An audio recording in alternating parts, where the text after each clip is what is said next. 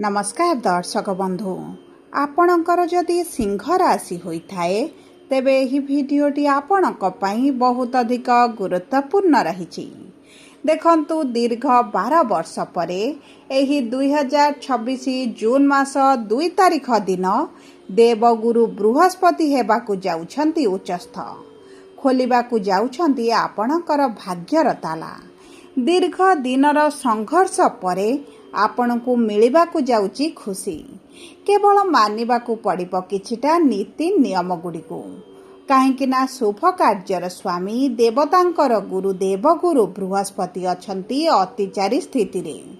साधारणतः भावरे गुरु गोटिए राशि रु अन्य राशि को गोचर करिबा पई एक वर्षर समय नै थांती, किंतु गुरुंकर गति बढ़ी बेग बढ़ी जो कारण गुरु गोटे वर्ष रे 3टी राशि को अतिक्रम करुछंती एवं गुरुंकर एही गोचरटी बहुत गुड़िए क्षेत्र में अशुभ फल प्रदान करिवे एवं बहुत गुड़िए क्षेत्र में शुभ फल प्रदान करिवे। सेतिपई गुरुंक ठारू शुभाशुभ फल प्राप्ति पई किछिटा रीति नीति नियम गुड़िकु मानिबाकु पड़िबो, नचेत शुभ समय आपणक हातरू चली जिवो एवं आपणक जीवन रे कौनसी परिवर्तन आपण देखिबे नाही। एही समय रे आपणकु मोटिवेशन नुहे बरंग डिसिप्लिन रो बहुत अधिक आवश्यकता रहिछि, जहा पूरण करिबो आपणकर दीर्घ दिनर आशा अभिलाष गुड़िकु। जो स्वप्न भाबी नथिले पूरण हेबो बोली ताहा पूरण हेबा पई जाउछि। किछि कार्य रे आपण जदि फसी जाइथिले बाहरिबाकु चाहिले मध्य बाहरी पारु नथिले सेथिरु आपण बाहर को आसीबा पई जाउछंती। किछि अधूरा कार्य आपणकर पूरण हेबा पई जाउछि। जदि आपण द्वंद्व रे थिले दिग दिशा आपण को प्राप्ति हेउ नथिला तेबे आपे आपे आपण को सठिक मार्ग मध्य दृष्टिगोचर हेबो, किंतु समस्त सिंह राशि व्यक्ति विशेष मानकु समान फल प्राप्त हेब नाही। कि आपणकर नक्षत्र अनुजाई नक्षत्राधिपति अनुजाई आपणकु भिन्न भिन्न फल प्राप्ति हेबा पई जाउछि। तेबे काहाकु कि प्रकार फल प्राप्ति हेबो आसंतु विस्तृत भाव रे जानिबा, किंतु भिडियोटी आरंभ करिबा पूर्वरु जदि आपणकर भी सिंह राशि होइथाए एवं आपण भी ईश्वर को आंतरिक भक्ति एवं विश्वास करती तेबे भिडियोटी को लाइक करंतु। कमेंट बॉक्स रे जय जगन्नाथ जय मां लक्ष्मी अवश्य लिखि दियंतु। ता सहित आम सह जोगाजोग करिबा पई वीडियोर मध्य भागरे एक व्हाट्सएप नंबर टी दिया जाइछि, जो नंबर साहाय्य आपण आम सह जोगाजोग करी निजर नूतन कुंडली प्रस्तुत करि परिबे, कुंडली विश्लेषण कराई परिबे, जातक गणना कराई परिबे, किंबा आपणकर चाकरी विवाह व्यवसाय प्रेम संपर्क शिक्षा स्वास्थ्य को नहीं किछि समस्या रहिछि ताहार सहजरे एवं स्वल्प मूल्य रे समाधान करि परिबे। सेतिपई आपण आम सह वीडियोर शेष पर्यंत जोड़ी होई रुहंतु एवं व्हाट्सएप नंबर माध्यम रे आम सह जोगाजोग करी खूब कम मूल्य रे आपणक समस्यार समाधान करंतु।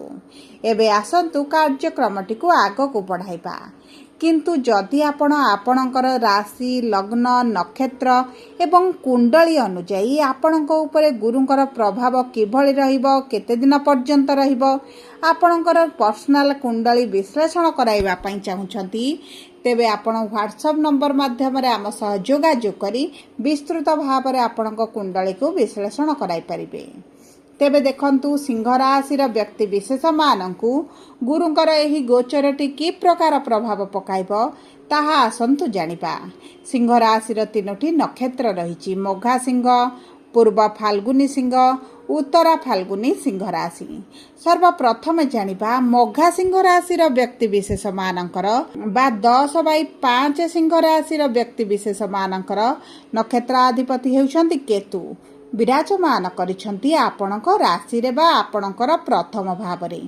देवगुरु बृहस्पति आपणकर द्वादश भाव रे विराजमान करे 3टी दृष्टि आपणकर चतुर्थ षष्ठ ଏବଂ ଅଷ୍ଟମ ଭାବକୁ ପ୍ରଦାନ କରୁଛନ୍ତି। ତେବେ ଦେଖନ୍ତୁ ଆପଣଙ୍କର ସ୍ପିରିଚୁଆଲ ଦିଗ ପ୍ରତି ରୁଚି ବଢ଼ିବ, ଆଗ୍ରହ ବଢ଼ିବ, ଆଧ୍ୟାତ୍ମିକ ଦିଗ ପ୍ରତି ଆପଣ ଆକର୍ଷିତ ହେବେ। ଆପଣ ଧ୍ୟାନ ଧର୍ମ ପୁଣ୍ୟ ପ୍ରତି ରୁଚି ବଢ଼ାଇବେ। ଆପଣଙ୍କର ଯଦି ବିଦେଶ ଗ୍ରସ୍ତରେ କିଛି ସମସ୍ୟା ହେଉଥିଲା ତେବେ ସେହି ସମସ୍ୟା ଗୁଡ଼ିକ ଦୂର ହୋଇଯିବ। ଆପଣ ଏହି ଜୁନରୁ ଅକ୍ଟୋବର ମଧ୍ୟରେ କିଛି ନା କିଛି ଧର୍ମଯାତ୍ରା କରିପାରନ୍ତି, ଧାର୍ମିକ କାର୍ଯ୍ୟକ୍ରମରେ ଯୋଗ ଦେଇପାରନ୍ତି, କିମ୍ବା ଆପଣଙ୍କର ଦୀର୍ଘ ଦିନର ଇଚ୍ଛା ଅଭିଳାଷ ରହିଥିଲା କୌଣସି ତୀର୍ଥସ୍ଥାନ ଯାତ୍ରା କରିବା ପାଇଁ, ତେବେ ସେହି ଅଭିଳାଷ ଇଚ୍ଛା ଆପଣଙ୍କର ପୂରଣ ହେବା ପାଇଁ ଯାଉଛି। ତା ସହିତ ଯେଉଁ ବ୍ୟକ୍ତିମାନେ ମେଡ଼ିକାଲ ଲାଇନରେ ଚାକିରି କରିଛନ୍ତି, ଇମ୍ପୋର୍ଟ ଏକ୍ସପୋର୍ଟର ଅଛନ୍ତି, ବୈଦେଶିକ କାରବାର କରୁଛନ୍ତି, ବୈଦେଶିକ ମୁଦ୍ରା ରୋଜଗାର କରୁଛନ୍ତି, ତେବେ ଆପଣଙ୍କ ପାଇଁ ଅତ୍ୟନ୍ତ ଶୁଭଦାୟକ ସମୟ ଏହି ଜୁନ 2 ତାରିଖ ପରଠାରୁ ଆରମ୍ଭ ହେବା ପାଇଁ ଯାଉଛି। ତା ସହିତ ଦର୍ଶକ ବନ୍ଧୁ, ଦ୍ୱାଦଶ ଗୃହକୁ ଯେହେତୁ କୁଣ୍ଡଳୀର ଶୁଭ ବୋଲି ମନାଯାଏନି, ଖର୍ଚ୍ଚର ଭାବ ବୋଲି କୁହାଯାଏ, ତେଣୁକରି ଆପଣଙ୍କର ଅର୍ଥ ଖର୍ଚ୍ଚଟି ବଢ଼ିଯିବ। କିନ୍ତୁ କିଛିଟା ଶୁଭ କାର୍ଯ୍ୟ, ମାଙ୍ଗଳିକ କାର୍ଯ୍ୟରେ ଆପଣ ଅର୍ଥଟିକୁ ଖର୍ଚ୍ଚ କରିବେ। ପରିବାର ମଧ୍ୟରେ ବିବାହ ହୋଇପାରେ, କିମ୍ବା ସନ୍ତାନଙ୍କର ନାମକରଣ ହୋଇପାରେ, ସନ୍ତାନଙ୍କ ସମ୍ବନ୍ଧିତ କିଛିଟା ଫଙ୍କସନ ପାର୍ଟି ଆପଣ ରଖିପାରନ୍ତି, କିମ୍ବା ଆପଣ କିଛିଟା ବ୍ୟବସାୟ ଆରମ୍ଭ କରିପାରନ୍ତି, ଗୃହ ପ୍ରତିଷ୍ଠା, ଗୃହ ନିର୍ମାଣ, କିଛି ନା କିଛି ଶୁଭ କାର୍ଯ୍ୟ ଆପଣଙ୍କର ଅନୁଷ୍ଠିତ ହେବ, ଯେଉଁ କାରଣରୁ ଆପଣଙ୍କର କିଛି ନା କିଛି ଅର୍ଥ ଖର୍ଚ୍ଚ ହୋଇଯିବ।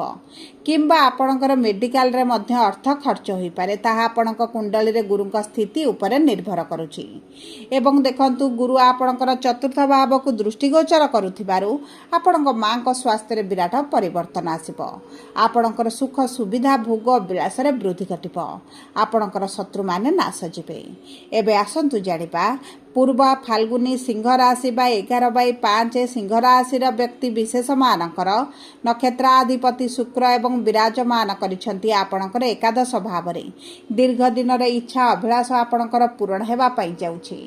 ଏବଂ ତା ସହିତ ଯଦି ସନ୍ତାନ ପ୍ରାପ୍ତିରେ ଆପଣ ବିଳମ୍ବ ଦେଖୁଥିଲେ, ସମସ୍ୟା ଦେଖୁଥିଲେ, ସନ୍ତାନ ସୁଖ ପ୍ରାପ୍ତି କରିପାରିନଥିଲେ, ତେବେ ଆପଣଙ୍କର ସନ୍ତାନ ସୁଖ ପ୍ରାପ୍ତି ହେବ। ଆପଣଙ୍କ ବିରୁଦ୍ଧରେ ଯେଉଁ କାର୍ଯ୍ୟାନୁଷ୍ଠାନ ନିଆଯାଇଥିଲା ଏବଂ ମିଥ୍ୟା ଅଭିଯୋଗ, ମିଥ୍ୟା ଆରୋପ ଲାଗିଥିଲା, ଆପଣ ସେଥିରୁ ବାହାରକୁ ଆସିବେ। ଆପଣଙ୍କର ଯେଉଁ ଶତ୍ରୁ ବୃଦ୍ଧି ଘଟିଥିଲେ, କର୍ମକ୍ଷେତ୍ର ହେଉ, ପାରିବାରିକ ହେଉ, ଆପଣଙ୍କ ଚତୁଃପାର୍ଶ୍ୱରେ ଯଦି ଶତ୍ରୁ ବୃଦ୍ଧି ଘଟିଥିଲେ, ତେବେ ଆପଣଙ୍କ ଶତ୍ରୁମାନେ ନାଶ ଯିବେ। କିମ୍ବା ଆପଣ ଯଦି କିଛି ଲୋନ୍ ପାଇଁ ଆପ୍ଲାଏ କରିଥିଲେ, କିଛି ଫଣ୍ଡ ଚାହୁଁଥିଲେ, କିଛି ଇନଭେଷ୍ଟର ଚାହୁଁଥିଲେ, ଆପଣଙ୍କୁ ମିଳିପାରୁନଥିଲା, ତେବେ ଆପଣଙ୍କୁ ନିଶ୍ଚିତ ଭାବରେ ପ୍ରାପ୍ତ ହୋଇଯିବ। ଆପଣଙ୍କର ଅଧିକାଂଶ ଋଣ କରଜ ସୁଝିବା ପାଇଁ ସକ୍ଷମ ହେବେ। ଆର୍ଥିକ ସ୍ଥିତିରେ ମଜବୁତି ଆସିବ। ବହୁତ ଦିନ ହେଲା ଆପଣଙ୍କର ବିବାହ ଲାଗି ରହିଛି, ବିବାହ ପ୍ରସ୍ତାବ ଆସୁଛି, କିନ୍ତୁ ବିବାହ ଯଦି ହୋଇପାରୁନଥିଲା, ତେବେ ଆପଣଙ୍କର ବିବାହ ହୋଇଯିବ। ଏବଂ ସବୁଠାରୁ ବଡ଼ କଥା ହେଉଛି ପୈତୃକ ସମ୍ପତ୍ତିକୁ ନେଇ ଯଦି କିଛି ସମସ୍ୟା ଚାଲିଛି, ସେହି ସବୁ ସମସ୍ୟାର ଧୀରେ ଧୀରେ ସମାଧାନ ଆଡ଼କୁ ଗତି କରିବା ଆପଣ ଅନୁଭବ କରିବେ। ଏବେ ଆସନ୍ତୁ ଜାଣିବା ଉତ୍ତରା ଫାଲ୍ଗୁନୀ ସିଂହ ରାଶି ବା 12/5 ସିଂହ ରାଶିର ବ୍ୟକ୍ତି ବିଶେଷମାନଙ୍କର ନକ୍ଷତ୍ରାଧିପତି ହେଉଛନ୍ତି ସୂର୍ଯ୍ୟ, ଯେ ବିରାଜମାନ କରିଛନ୍ତି ଦଶମ ଭାବରେ, କର୍ମର ଭାବରେ। ଆପଣଙ୍କର ଯଦି ସରକାରୀ ଚାକିରିରେ କିଛି ସମସ୍ୟା ହେଉଥିଲା, ସରକାରୀ ଚାକିରି ପାଇଁ ଚେଷ୍ଟା କରୁଛନ୍ତି, ଦୀର୍ଘ ଦିନ ହେଲା ବାରମ୍ବାର ପରୀକ୍ଷା ଦେଇ ନିରାଶତା ଦେଖୁଥିଲେ, ବିଫଳତା ଦେଖୁଥିଲେ, ତେବେ ଏହି ଜୁନ 2 ତାରିଖ ପରଠାରୁ ସରକାରୀ ଚାକିରି ପାଇଁ ଅତି ପ୍ରବଳ ଯୋଗ ବନୁଛି। ଆପଣଙ୍କର ସରକାରଙ୍କ ସମ୍ବନ୍ଧିତ ଯଦି କିଛି ଅର୍ଥ ଫସିକି ରହିଛି, କିଛି କାର୍ଯ୍ୟ ଫସିକି ରହିଛି, କିମ୍ବା ଆପଣଙ୍କର କିଛି ବଡ଼ ଡିଲ୍ ଫସିକି ରହିଛି, ପ୍ରୋଜେକ୍ଟ ଫସିଛି, ତେବେ ଆପଣଙ୍କୁ ସେହି ସବୁ କ୍ଷେତ୍ରରେ ଶୁଭ ଫଳାଫଳ ପ୍ରାପ୍ତି ହେବ। ତା ସହିତ ଦେଖନ୍ତୁ, ଆପଣଙ୍କର ଯଦି ସ୍ୱାସ୍ଥ୍ୟଗତ ସମସ୍ୟା କିଛି ରହିଥିଲା, ତେବେ ଆପଣଙ୍କର ସେହି ସ୍ୱାସ୍ଥ୍ୟ ସମସ୍ୟାରେ ଆପଣ ଶୁଭ ଫଳାଫଳ ପ୍ରାପ୍ତି କରିବେ। ଆପଣଙ୍କ ଶରୀରରେ ଉପଶମ ଅନୁଭବ କରିବେ। ମାଙ୍କ ସ୍ୱାସ୍ଥ୍ୟରେ ଆପଣଙ୍କର ପରିବର୍ତ୍ତନ ଆସିବ। ସୁଖ ସୁବିଧା ଭୋଗ ବିଳାସରେ ବୃଦ୍ଧି ଘଟିବ। ବିଶେଷ ଭାବରେ ଯଦି କିଛି ଜମି ଭୂମି ଯାନବାହନ କ୍ରୟ କରିବା ପାଇଁ ଚାହୁଁଥିଲେ, ତେବେ ଆପଣଙ୍କ ପାଇଁ ମଧ୍ୟ ଅତି ଉତ୍ତମ ରହିବ। ଆପଣ ଯଦି ଉଚ୍ଚଶିକ୍ଷା କରିବା ପାଇଁ ଚାହୁଁଥିଲେ ଏବଂ ଆପଣଙ୍କର ଉଚ୍ଚଶିକ୍ଷାରେ କିଛି ନା କିଛି ବାଧା ଆସୁଥିଲା, ତେବେ ସେହି ବାଧା ଗୁଡ଼ିକ ଦୂର ହୋଇଯିବ। ଏବଂ ଆପଣଙ୍କର ବିଦେଶରେ ଯଦି ଆଗରୁ ରହିଛନ୍ତି, ଆପଣ ବିଦେଶରେ ରହି ଚାକିରି କରୁଛନ୍ତି କିମ୍ବା ବ୍ୟବସାୟ କରୁଛନ୍ତି, ତେବେ ଆପଣଙ୍କୁ ଆକାଶ ଛୁଆଁ ସଫଳତା ପ୍ରାପ୍ତି ହେବ। ଅନଲାଇନ୍ ରିଲେଟେଡ୍ ଯଦି କିଛି କାର୍ଯ୍ୟ କରୁଛନ୍ତି, AI IT ଫିଲ୍ଡରେ କାର୍ଯ୍ୟ କରୁଛନ୍ତି, ତେବେ ମଧ୍ୟ ଆପଣଙ୍କ ପାଇଁ ବହୁତ ଅଧିକ ଶୁଭଦାୟକ ସମୟ ରହିଛି।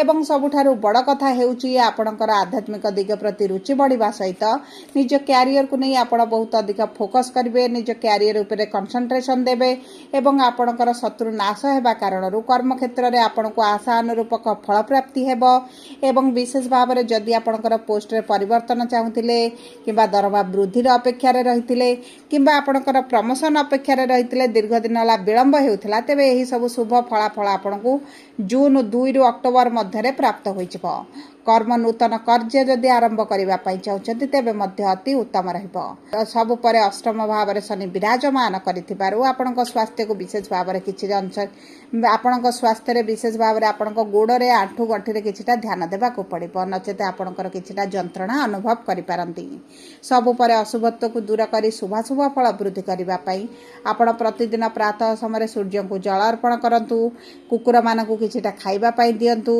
एवं हृदय आदित्य स्रोत पाठ करंतु आपण गुरुंकर बीज मंत्र 108 थर पाठ करंतु हनुमान चालीसा पाठ करंतु एवं चेष्टा करंतु विष्णु सहस्र नाम पाठ करने कि श्रवण करने यह आपणकर अधिकांश समस्या को दूर करिब। धन्यवाद।